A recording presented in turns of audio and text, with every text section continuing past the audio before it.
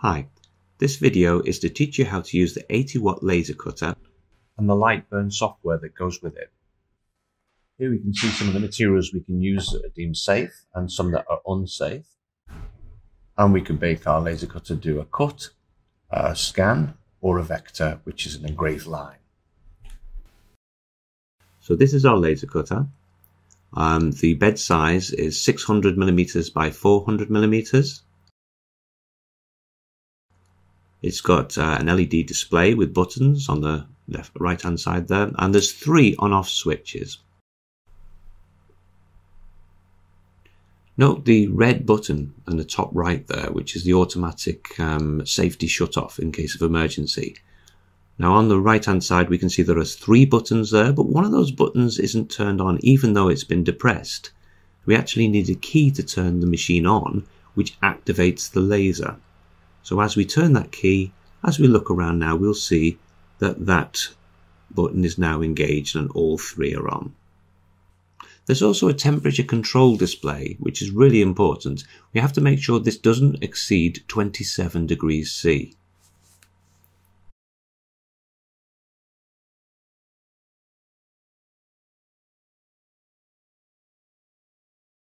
It's a good idea to measure the material that goes into the laser cutter before we start. As you can see, this is 180mm square, and it's worth remembering this when we actually go to the software a little later on. Now, as we can see on the right hand side on this display panel here, we've got the arrows goes up and down and side to side, and that actually moves. If we go to the right hand button and press that, you can see it's moving to the right. Let's press the top and it moves backwards. So we can move the arm which carries the laser. Notice there's a light underneath as well, a red light. That red light is there to show us exactly where the laser will start. And we place our material in. What I like to do here is then move the laser head to around about the center of our material.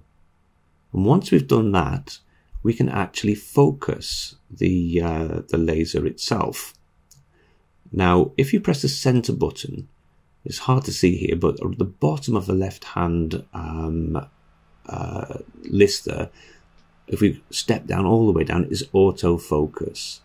Now we step down using the down arrow, then we press enter, and then the machine will automatically lower down. There's a little sensor there, and it will focus itself onto the machine, onto the material.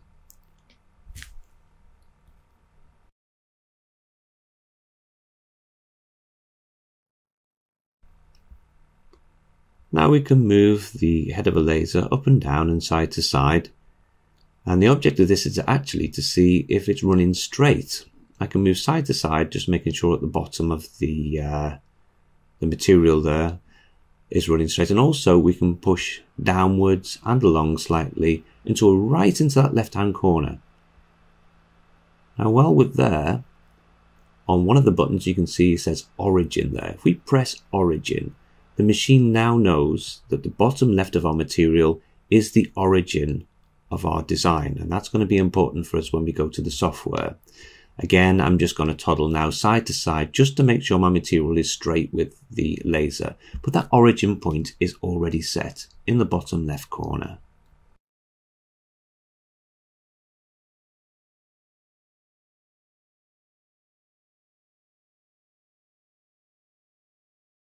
So to open the software, double click on the light burn logo and the software will open. And here we see basically that's just a virtual simulation of the bed of the laser cutter itself. And we can actually import DXF files or Illustrator files straight into our software. Or here I'm just going to select box there. It's actually in the drop down menu there, but there's also a shortcut for rectangle. And I'm just going to draw myself a rectangle. Now that's established, and I can just click on the cursor there to come off. I'm just going to change the sizes. I'm going to key in there 180 by 180, and now that is actually the same size as my material, so I can put anything onto that. Okay, so now I want to draw a circle. Again, you can find it in the drop-down menu there, or there's a shortcut to it on the left there. I'm just going to click on a circle. It's actually an ellipse rather than a circle, but of course we can make it any shape we want. I'm going to drag that down on purpose there. And then of course when we've established that, we can highlight it and then go back up to the top here, and we can just key in the size of the circle we want. So if we make it both the same, press enter, and of course we've got a perfect circle. And we can highlight that and we can move it as well. And so just click on it and drag it around to wherever you want. I'm going to place it down towards the bottom left, I should say, of my material. If the material is bigger, we can kind of get more in, I suppose. And there you have our circle. Now, one of the nice, useful bits of tools in here is we can drop down for tools here. We can look at an offset. Really handy thing to have. Just try and find it. Offset there. And we've got an inside offset. We can change that. We can put it on the outside, or we could actually both. We can have an inside and outside, and we can key in the dimensions of how far apart we want that to be. I'm just going to leave that as it is there. And what I want to do really is to have the outside ring as a cut and the inside ring as an engrave, and we can assign different aspects to different cuts. We've only got one cut here at the moment, and you can see I'm just changing that to line. And now the inside one here, I'm just going to make a different color. I'm going to select the green panel at the bottom there, and you can see my line has become green, and I've also got a second cut. Now that means, of course, I can assign a cutting power and speed to the outside and a lighter engrave setting to the inside. The next thing I want to do is to import a JPEG that I've already saved onto my desktop and bring that into the software. This software is excellent actually, because you don't have to vectorize everything in terms of coming from CAD. We can just select our photograph, or JPEG I should say, go and search for it and select it here. And we can bring it into Lightburn, which will convert it into what's called a bitmap. It's kind of a very simple way of bringing a photograph, a black and white image, and that can be engraved. So I'm just going to move it around. I can put it anywhere I like really, because there's another great tool in here. If I select our image and one of the circles, I can use alignment tools up here to align it perfectly together. So let's select our image, and we'll click Shift and select one of our circles, and then go up to our alignment tool, and you can see it aligns straight away. And we can change our size as well. Let's go up to our alignment tools. Once we've done that, we can actually key in our size, or we can just drag it from the corner there.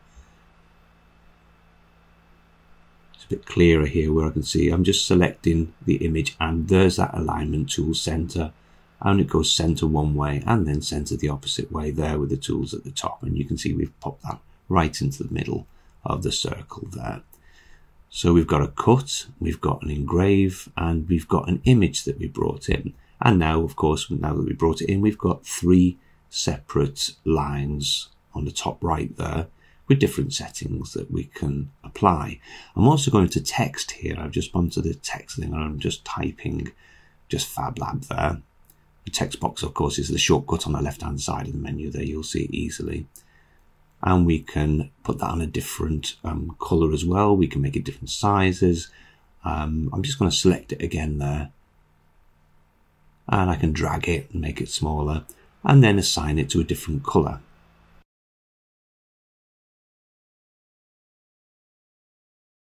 I find it easier to use different colors. It's just, I can see that that one is going to be for my text, and I can drag that in and use those alignment tools as well once I've got it the right size.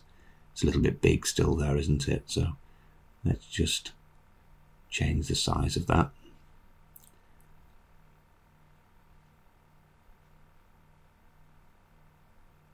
I'm just changing the font size there.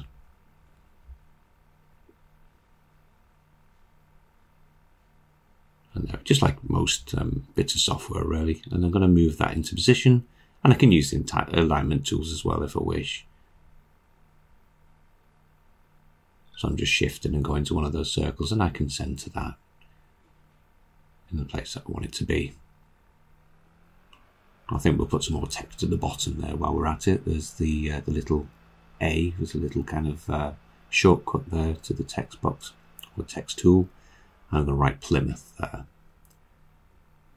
And again, we can highlight that now with the cursor and drag that into position, or use our auto align as well.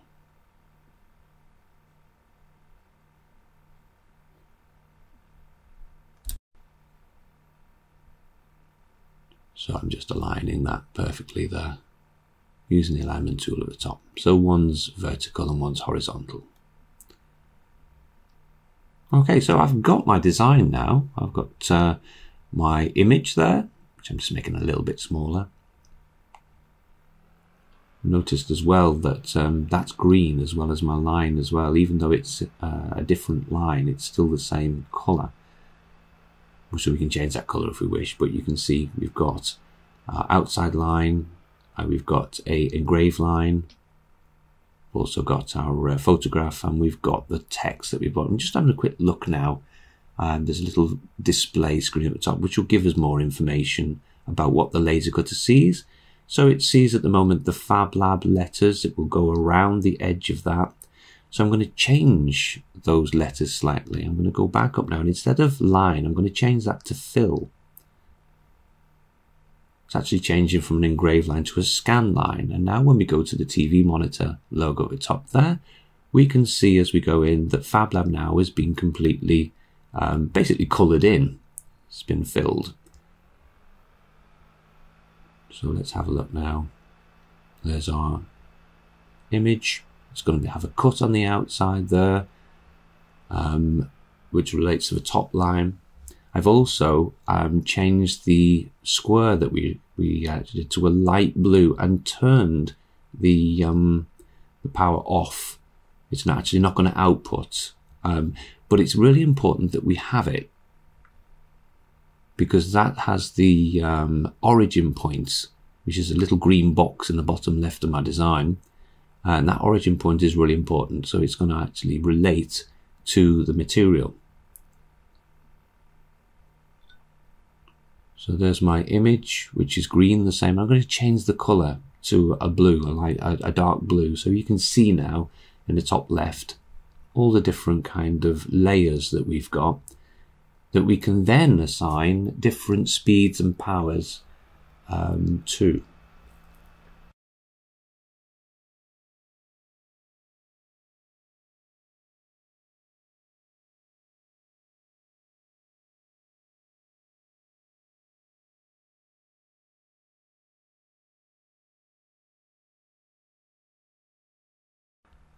The other thing I want to do is I want to move the cut line further down, so I can select it and just use the arrows there, and it just moves that line down to the bottom, because what I want to do is engrave everything and then do the cut last.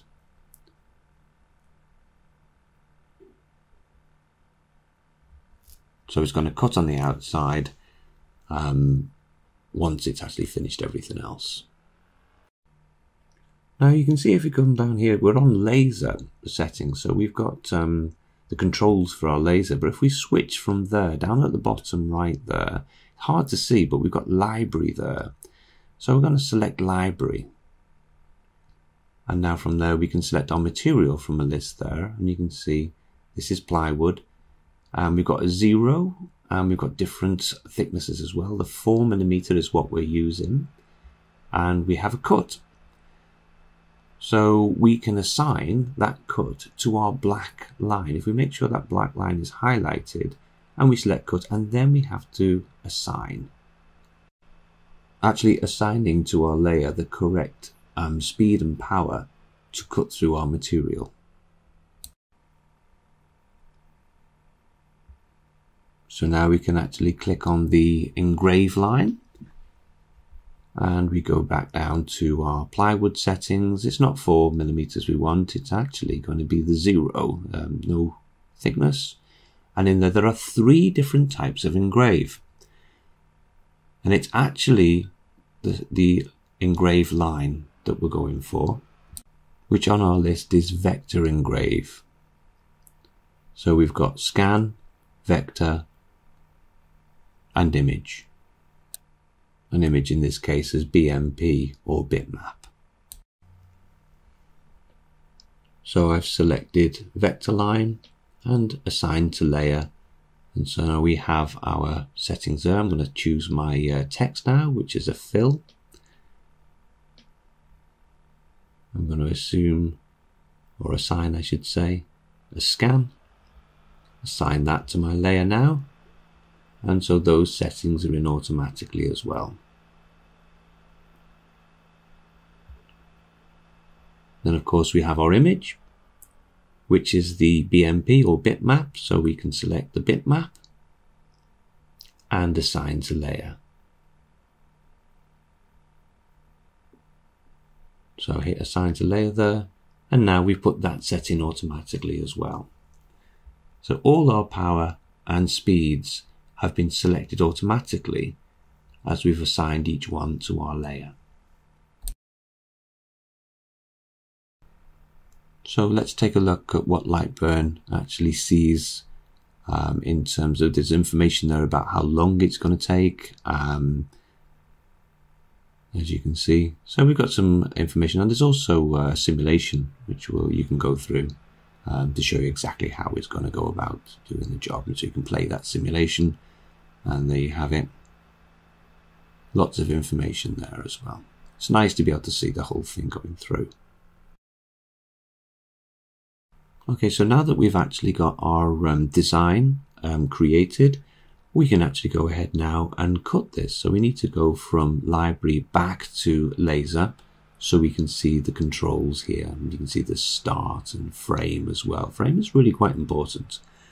So what we can do now is we know we've got our material in, we can push frame, left click on frame, and then have a quick look at the machine, and you'll see as you click frame, the machine will actually draw around the outside of our design. Bearing in mind it's the red light rather than the sensor on the left there. So once you've got that and you're happy with that, we can press play. We can close the machine, of course, and turn our extraction on, and then we can press play. So the first thing I'm going to do is walk around to where our main extraction is, which is the button at the back of this column here.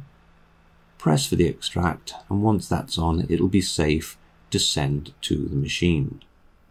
So back to the terminal now.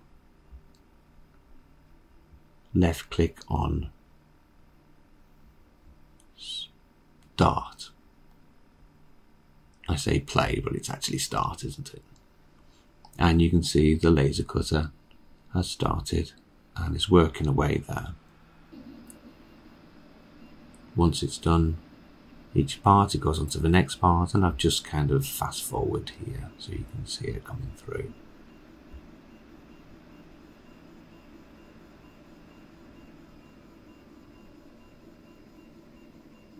Again, I'll just go forward in here. It takes too long really, and then once it's done that, it's starting the outside cut. So when it's complete, you'll hear an audible beep, and then the laser will return back to the origin point. And then we can simply open that up. And what I tend to do, especially if you've got larger pieces, it's probably better to actually move the laser away from the material just by pressing the back arrow there. Move it right back out of the way, and then we can take our piece out. And there you have a completed laser cut design with a cut around the outside, an engrave, a scan, which is the text, and our bitmap, which is the Fab Lab logo there.